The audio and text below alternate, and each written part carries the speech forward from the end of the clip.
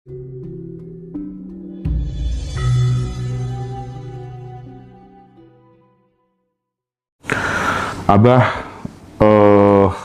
kita tahu banyak sekali orang ingin mencari Tuhan, tapi mereka lupa tidak mengenal dirinya sendiri. Rajin ibadah, tapi masih suka marah-marah. Iya. Ya kan, rajin berdoa, tapi hatinya selalu gelisah gitu. Nah, kita tahu dulu para wali pun membongkar dirinya sendiri untuk mereka sampai di level hakikat atau makrifat, bukan kemudian mencari dari luar gitu. Iya. Nah, pertanyaannya Abah, mungkin kita awali dari makrifat itu sebenarnya apa sih Bah gitu? Iya. Dari situ Bah. Baik Mas Hendra dan juga sahabat ngaji Roso dimanapun berada, dan sahabat Abah Setu MDNH dimanapun berada, Abah selalu mendoakan kepada seluruhnya dimanapun senantiasa bahagia. Amin, amin. Dan ingin menebarkan energi bahagia ke seluruh Nusantara ini dengan membawa kepada kesadaran tadi semua. Sebetulnya dari kata ma'rifat, ya, ma'rifat itu kan dasar katanya adalah, kalau dikitakan secara terjemahan adalah mengenal tadi semua. Adalah mengenal Allah tadi. Tentu, maka ada sebagian kaul yang mengatakan adalah hadis, tapi ada yang mengatakan asar sahabat, tapi apapun itu katanya, tentang awaludini ma'rifatullah. Awal agama itu adalah mengenal Allah. Tetapi kemudian mengenal Allah itu mustahil, Mas Hendra, tadi semua. Maka disinilah perkembangan sejarah peradaban manusia, dari sampai dulu zamannya Socrates, Plato, ya, dengan prinsip filosof kan. Bagaimana memahami Tuhan ini secara filsafat? Karena tidak mungkin kita adalah mengenali Tuhan adalah tanpa dengan pola pikir awalnya tadi semua. Maka seolah-olah ada dua jalur tadi semua. Ada nubuah, adalah yang secara adalah wahyun diturunkan tadi semua, ada lewat kenabian, tetapi itu melahirkan zikir, tapi yang satu melahirkan fikir kan tadi semua. Maka itulah landasan dasar adalah kemudian oleh Al-Farabi dikawinkan adalah di abad ke-10 itu adalah zikir dan fikir. Tetapi Al-Farabi mengkawitkannya adalah bagaimana filsafat itu adalah menyatu. Tapi tadi tujuannya nanti untuk mengenal, ya, baik secara filsafat maupun secara nubuah gitu kan tadi. Sehingga mengertilah manusia itu adalah untuk apa diciptakan, kenapa ada gitu. Dan inilah barangkali kita awali bahwa sesungguhnya awaludini ma'rifatullah, bahkan di dalam sebuah kitab ya, Ibnu Ruslan, kitab Zubad, awal wajibin alal insani ma'rifatu ilahi bistiqoni. Awal yang wajib kepada siapapun, bahkan sebelum menyembahnya, harus mengenal dulu. Muncullah nanti hadis Nabi adalah la tashihu ibadah illa bima'rifatil ma'bud. Tidak sah ibadah apapun, karena ibadah itu adalah dari kata abada ya'budu ibadatan, itu pengabdian, bukan penyembahan. Maka beda mana sholat dan mana sembahyang. Maka inilah yang menjadi rancu ke sini, maka muncullah kelompok-kelompok berbagai macam pemahaman pada Tuhan, dari Qadariyah, Mu'tazilah, Jabariyah, dan berbagai macam kelompok, sampailah muncul ahli sunnah wal jamaah. Tapi walaupun begitu tetap aja pirok juga dia, tidak pernah jam'u tadi semua. Betul. Sehingga muncullah penyembahan-penyembahan tanpa mengenal Tuhan. Sehingga muncullah ibadah sholat yang dia lebih taat kepada sholat, tapi tidak kenal kepada yang menyuruh sholat. Bahkan dia membaca firman-firman Tuhan, tapi tidak mengenal kepada yang berfirman. Kemudian dia juga melakukan, bahkan tidak kenal dengan Rasulullah. Maka inilah, maka banyak orang bersolawat juga tidak kenal kepada Rasulullah. Maka, nah dalam konsep ini sebetulnya ada dikatakan, tidak mungkin kita kenal Allah kecuali kita kenal mati. Maka sampai ada hadis Nabi adalah innakum lantaro robbakum hatta tamutu. Kamu tidak akan kenal dengan Tuhan kalian. Kamu tidak akan bisa melihat Tuhan kalian sampai kamu mati. Kalau begitu berarti kan kita harus sampai mati dulu. Telat dong Mas Hendra. Ya. Jadi kapan bisa menyembah Tuhan dengan benar kalau harus sudah mati dulu? Tadi semua. Bahkan baginda Nabi menyampaikan sesungguhnya kehidupan manusia di dunia ini adalah mayoritasnya dalam keadaan tidur. Sementara tidur itu adalah kematian. Maka dikatakan tidak mungkin kamu kenal Allah kecuali kenal mati. Tapi tidak mungkin kamu kenal mati nunggu mati. Maka kamu harus belajar kenal mati dari tidur. Maka tidur adalah merupakan pelajaran untuk kita mengenal mati. Sebenarnya diri kita pada saat tidur, Mas Hendra pasti lupa sebagai YouTuber. Mas Hendra lupa sebagai laki-laki. Mas Hendra lupa punya anak berapa. Mas Hendra tidak tahu status Mas Hendra apa, identitas apa. Sebetulnya itu yang diajarkan Tuhan. Kamu bukan siapa-siapa. Kamu bukan apa-apa. Sebenarnya dirimu adalah tidak ada. Itu sebetulnya awalnya. Maka muncullah pernyataan Nabi, man tolaba maula bi ghairi nafsihi faqad dhalla dhalalan ba'ida. Siapa mencari Tuhan keluar dari diri, maka dia tidak akan tersasar. Maka prinsip filsafat ini menjadi sejalan akhirnya. Pikir dan zikir itu tidak bisa dipisahkan. Maka dalam pemahaman filsafat, maka muncullah dari Allah sendiri yang menyampaikan di dalam Al-Quran. Kenapa hampir seluruh ayat Al-Quran itu suruh mengenal diri, membaca diri. Sampai firman yang pertama adalah Iqra bismi rabbikal ladzi khalaq. Tapi di situ manusia banyak nggak bisa membedakan antara Rob dan Allah, Mas Hendra. Allah itu beda dengan Rob. Tuhan itu beda dengan Rob. Tadi semua. Maka Tuhan ada menyebut dirinya adalah Rob. Misalnya Alhamdulillahi Rabbil Alamin. Man aropa nafsahu faqad aropa Rabbahu. Paman kana yarju liqa'a Rabbihi. Tadi. Ya ayyatuhan nafsul mutmainnah irji'i ila rabbiki. Rob. Manusia dikatakan Tuhan dan Allah itu sama. Maka mengenal makrifat itu adalah mengenal kepada Allah Tuhan. Makanya la ilaha illallah itu tiada Tuhan gitu kecuali Allah. Nah, disinilah sesungguhnya adalah konsep Al-Farabi, konsep Plato, Aristoteles, kemudian juga ke sini juga mau nggak mau ada filosof Islam seperti Imam Ghazali pun akhirnya masuk ke dalam filsafat.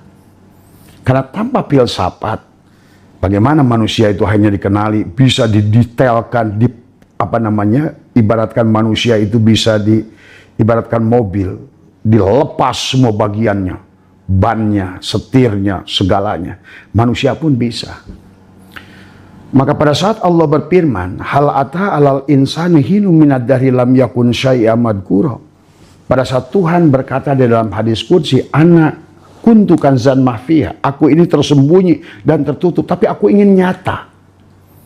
Nah, inilah nanti akan dipahami oleh Ibnu Rus dan debatlah dengan Imam Ghazali, apakah dunia ini, manusia ini akan habis, hilang. Timbullah perdebatan dari aspek filosof dan dari aspek nubuah kan tadi semua ya. Jadi intinya adalah pada dasarnya Allah, kalau berdasarkan pandangan Ibnu Arabi dan pandangan juga Al-Farabi, adalah sesungguhnya di alam ini adalah zat Allah yang maha suci itu adalah terpisah sebetulnya. Nah, ini adapun yang muncul ke alam ini adalah merupakan luluberannya, Mas Hendra. Maka disitulah Allah menyebut adalah memiliki sifat adalah siapa sih? Al-Musawwir tadi semua. Allah itu punya sifat adalah Al-Musawwir. Artinya pemberi bentuk tadi semua. Allah itu menyebut dirinya Ar-Razik. Kalau Allah adalah pemberi bentuk, maka harus ada yang dibentuk. Kalau Tuhan itu adalah pemberi rizki, Ar-Razik, maka harus ada penerima rizki. Kalau Allah itu Al-Khaliq, maka harus ada Al-Makhluk. Itu. Kalau Allah adalah Az-Zikir, maka harus ada yang mengingat, mazkur. Nah, disinilah akhirnya mengenal Tuhan itu tidak bisa kecuali kenal diri. Karena mazkur dengan zikir dan madkur satu. Kemudian juga Khaliq wal Makhluk juga satu. Cuma ada posisi dia sebagai disebut adalah Tuhan itu sebagai Rob, maka itulah Rob itu ada jamak. Allah itu nggak ada jamak, mufrad aja nggak ada, apalagi jamak. Maka Allah itu sebetulnya adalah, kalau seandainya kata Abah juga, adalah Allah dalam Quran, beliau sendiri yang mengatakan, aku ini adalah nurus samawati wal ar. Tapi kemudian pada saat ini dengan alifnya, lillahi ma fis samawati wal ar. Dihilangkan lagi lamnya, lahu ma fis samawati wal ar. Sampailah kul huwallahu ahad. Nah, manusia yang sudah kenal Allah sejatinya, Allah itu adalah sudah ahad dia.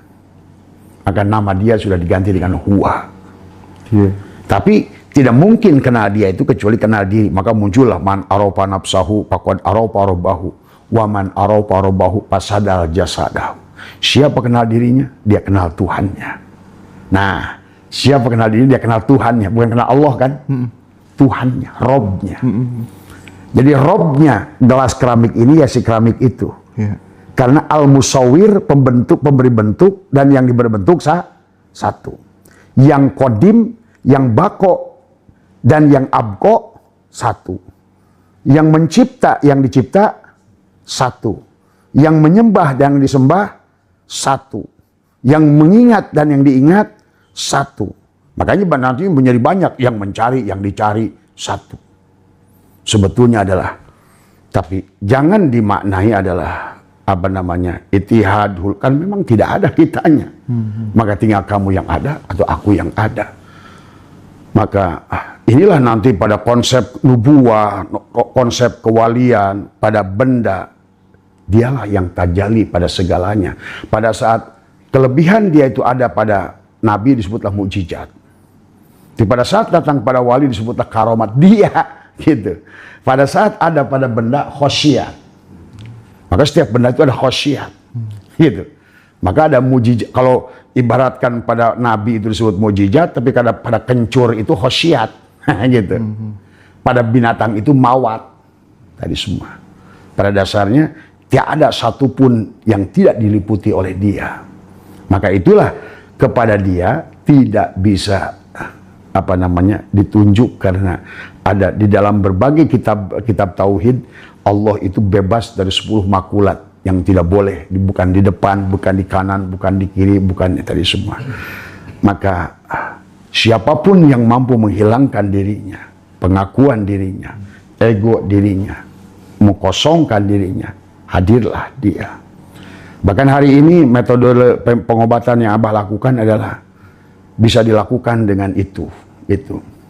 Abah sudah buktikan sekarang beberapa orang yang sakit, dia sendiri yang mengobati dengan ucapannya dia sendiri pada saat dia mengkosongkan pikirannya. Bahkan tadi kita praktek di kolam renang dengan Pak Abu, pada saat kita kosongkan pikiran, kita bisa terapung seperti balon. Tadi kita praktekkan ya Pak Abu, tadi semua. Ya. Itulah sesungguhnya kita itu sebenar-benarnya bagaimana kita mengembalikan, menumpahkan. Maka dalam ilmu bagaimana martabat alam 7, kan kita sampai kepada alam dohir ini. Dan itulah yang dijelaskan oleh Al-Farabi juga, sesungguhnya adalah melewati 10 tingkatan akal. Gitu. Jadi akal yang pertama melahirkan akal yang kedua melahirkan akal yang ketiga. Bahkan sampai alam syahadah ini, tumbuhan, manusia, semua, itulah sampai pada akal Tuhan yang ke-10, nyatalah kehidupan ini. Tapi kehidupan kepada manusia, karena manusia adalah kosmik terendah dari Tuhan, perwujudan dari Tuhan, tujuannya bukan untuk kekayaan, menyenangkan diri, untuk kembali.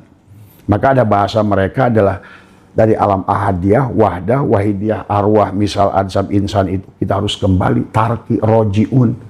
Inna lillah itu adalah konsep datang, wa inna ilaihi roji'un adalah konsep pulang. Tapi tidak mungkin, maka nanti dalam kaitannya dengan ibadah, manusia itu adalah akhirnya menggerakkan tubuhnya. tapi dia tidak mengerti kepada siapa yang dia ibadahi. Sampai Nabi bersabda, la tasyuh ibadah illa bihuduril qalbi. Tadi semua. Maka kalau bahasa Ibnu Al-Farabi, sesungguhnya tubuh manusia itu satu kerajaan Tuhan. Jadi untuk mengenal Tuhan, untuk mengenal kerajaan Tuhan yang besar ini, cukup mempelajari diri. Begitu kenal pada diri, pasti kenal pada Tuhan. Tadi semua. Tapi ada sebagian orang yang nggak paham, belajar ma'rifat itu seolah-olah ingin jadi Tuhan, bukan. Atau ingin menjadi pengganti Tuhan, bukan. Karena sebenar-benarnya diri kita ini hanyalah, maka disebutnya oleh dalam kitab-kitab tasawuf yang tinggi, tanajulat, ta'ayyunat. Kita ini, penampakan, kenyataan. Tapi kemudian manusia menjadi salah konsep. Dari semua. Malah terjadilah penyembahan. Kayak sholat, jadilah sembahyang. Nah itulah. Sehingga seolah-olah ada dua, ada Tuhan, ada dia. Nah itulah. Kalau kita melihat nih, Bah, manusia Nusantara itu kan sebenarnya bukan manusia akal, tapi manusia sukma, manusia hati gitu. Ya. Sementara sekarang ya orang-orang pinter itu, orang yang sekolahnya tinggi-tinggi, ya mungkin bisa disebut sebagai filosof juga. Itu kan mereka pada mulai terbuka mendeklarasikan bahwa ya sudah, mereka bahkan kadang sering memberikan sindiran kepada orang-orang yang percaya sama Tuhan tuh kaum penyembah pohon cipluan dan lain sebagainya gitu kan ya. Terus kemudian mereka mengkomparasikan buktinya apa di negara-negara yang maju aja ya kan, mereka yang agnostik, mereka yang ateis, negaranya justru malah maju. Makmur gitu. Negaramu yang ngomong makrifat setiap hari kayak apa gitu kan. Nah, melihat fenomena ini bagaimana Abah merespon? Iya, inilah kenyataan bahwa kata Abah bahwa sesungguhnya siapapun yang menyadari kehadiran Tuhan, sebetulnya hanya mereka itu menuduh saja kepada mereka itu dikatakan tidak beragama, ya, mereka itu tidak ibadah, mereka itu tidak sholat, mereka itu tidak puasa. Nah, padahal mereka itu justru melaksanakan eksistensi daripada sholat, substansi dari sholat itu. Esensi, betul. Ya. Oke. Dan esensi dari saum. Contoh, apa esensi sholat? Sadar, ingat. Sholat itu kan ingat, karena sholat itu bermakna ad-du'a, sholat itu bermakna az-zikir. Sholat itu makanya dalam Fathul Mu'in, sholat itu adalah ad-du'a. Doa itu apa? Da'aya da'u, menghadirkan, hadir Tuhan. Merasakan kehadiran Tuhan. Bukti bahwa mereka menyadari kehadiran Tuhan apa? Menyayangi alam. Mereka pelihara. Coba, nanti Abah nanti akan live dari Belanda, live dari Jerman, akan live dari Switzerland. Enak ya jadi mursyid itu ya? Wah, enak. Nah, itu. Ya, tapi kan sekarang ini kita nggak usah pakai telepati, pakai isu toyul ardi, cukup pakai pesawat aja sekarang gitu. Jadi kita bisa menyaksikan di negara-negara mereka justru saum itu terjadi. Saum itu kan imsak, mampu menahan diri, keberadaan diri. Dia menyadari bahwa ini bukan milik dia, sungai bukan milik dia, pohon bukan milik dia, bahkan pada dirinya dia tidak merasa memiliki, sehingga terjadilah saling menyayangi di sana itu, Mas Endra. Itulah yang kadang-kadang saya sedih. Di negaraku tercinta, adzannya 5 kali, sholatnya rame, masjidnya dibangun, takbir akbarnya nggak berhenti, tapi saling membenci. Tadi semua alam dirusak, pohon ditebang, tadi semua. Itulah menunjukkan bahwa sesungguhnya bahwa kebertuhanan kita ini sebetulnya adalah kebertuhanan yang tidak berkesadaran. Tadi, kalau bahasa saya kebertuhanan yang dalam kematian. Karena manusia itu sebenarnya pada saat kita ini kan dibagi dua, Mas Hendra. Ada jasad, ada ruh. Yang disebut sadar itu jiwa. Jadi pada saat sekarang manusia menjadi manusia jasad, penyembah-penyembah jasad, sama maka orang tua kita suka nyindir. Banyak orang abring-abringan bawa obor cari api. Tuh. Ngerti nggak Mas Hendra? Banyak orang abring-abringan bawa tumpeng cari nasi. Banyak orang nyelam ke dalam air, cari air. Padahal dirinya lah sumber air itu. Bahkan banyak orang abring-abringan ke Ka'bah sono, dia melupakan Ka'bah yang dibangun Tuhannya sendiri pada dadanya. Akhirnya hatinya mati. Tubuhnya bergerak, tetapi hati mati. Inilah yang terjadi kerusakan hari ini. Seperti ikan, pada saat dia di laut hidup, seasin apapun garam, tidak akan merusaknya. Nah, hari inilah yang terjadi. Nah, mereka nggak kelihatan dalam gerak. Misalnya kayak tadi pertanyaan Mas Hendra, kenapa kayak di Finlandia menjadi negara terbahagia 9 kali berturut-turut. Switzerland, Denmark, bahkan Belanda negara paling bahagia kelima, berturut-turut kelima dia. Saya mengerti bagaimana, jangankan manusianya, angsanya saja makrifat. Itu sapinya saja makrifat. Saya pernah menyaksikan, saya bertanya kepada orang Belanda. Itu nanti ada pedesaan yang ada kincir angin itu dari pedesaannya di daerah di Amsterdam. Saya tanya, begitu waktu sore, datanglah angsa-angsa besar itu pada terbang. Yang ke halaman orang ini, yang punya ke halaman orang ini, yang ke halaman ke sebelahnya. Saya tanya, itu angsa nggak tuker? Dia bilang, no, Mr. Asep. They know di mana rumah mereka. Saya bilang, waduh, ini angsa aja makrifat. Di tempatku jangankan angsa, orangnya aja nyolong dan gitu tadi. Itu betul, itu yang terjadi. Saya pernah kata Abah juga waktu saya di Belanda, itu mereka itu percaya kepada kita ini luar biasa. Yang saya pernah cerita ke Mas Hendra bahwa ada seorang perempuan saya belanja di toko dia. Bayangkan itu euro di kotak uang. Dan saya tanya, Miss, dia bilang, can I have something karena waktu itu saya di Belanda, istri saya nggak WA, Pak, tolong beli sesuatu untuk ditempel di kulkas. Saya bilang, saya udah di Belanda, telat. Karena istri saya bilang, coba di toko, saya cari tuh pas di Rotterdam. Rotterdam itu kan kayak dam gitu, tapi di atasnya perumahan semua. Saya tanya di satu toko, Miss, can I help me to find something related to Belgium? Dia bilang, no guys, this related on Holland. Semua tentang Holland. Dia bilang, any problem with you? Yes, I'm problem. Why? My lovely wife is calling me. Tadi saya bilang, they need something is related to it. Wait, dia bilang, I go home. Saya lihat ibu itu berjalan ada kali 400 meter di atas tadi semua. Sampai di rumahnya saya lihatin aja. Itu di toko, saya melihat itu kotak uang euro. Ada 50-an, ada 100-an. Itu saya bilang, ini orang percaya amat sama saya. Itu saya tengok-tengok, aduh ini saya jadi beban. Akhirnya dia ada kali 10 menit, 15 menit balik lagi. Dia kasihkan saya 4 biji. Guys, saya bilang, how much? No, it's free for you. Oh my God, guys said, ini akhlak ini. Maaf, ini bukannya merendahkan. Kadang-kadang saya pernah dulu waktu masih belum purnama di sini, saya diselipit. Itu rumah, saya udah pintunya jati. Di luarnya saya kasih besi juga, dibobol juga. Inilah yang kadang-kadang barangkali hari ini adalah bagaimana adalah mengembalikan akhlak Nusantara ini kepada yang sebenarnya dulu kita ini sudah punya agama budi. Maka dulu itu Mas Hendra, bangsa kita ini udah bangsa yang paling berbudi. Maka dikenallah bangsa zamannya bagaimana waktu kerajaan-kerajaan di Pulau Jawa ini itu luar biasa. Budi pekerti Nusantara ini diakui oleh penulis-penulis Barat menuliskan mereka yang datang ke Nusantara betul-betul surga. Mereka orangnya adalah surga, orangnya bisa dipercaya. Orangnya jujur. Lihat di bukunya Plato. Dia bilang there is a places very beautiful places. Dia bilang di mana orangnya itu adalah sangat berbudi, sangat hormat kepada siapapun yang datang. Sampai datanglah gerombolan-gerombolan si berat yang mengaku duriat dan lain sebagainya. Nah inilah yang merusak awal sebetulnya. Tapi di daerah-daerah ternyata masih eksis, Bah.